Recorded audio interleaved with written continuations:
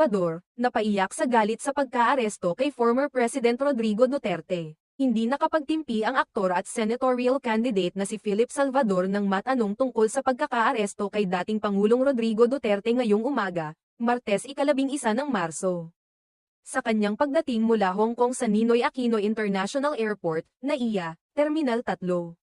Sa isang ambush interview na isinagawa ng mga mamamahayag, ipinahayag ni Salvador ang kanyang saloobin at pagkabigla kaugnay ng isyu ng arrest warrant na inilabas laban kay Duterte.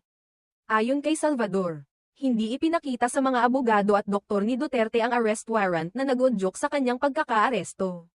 Sinabi pa niya na walang pinayagang lumapit kay Duterte, maging ang mga abogado nito at mga doktor upang magbigay ng tulong.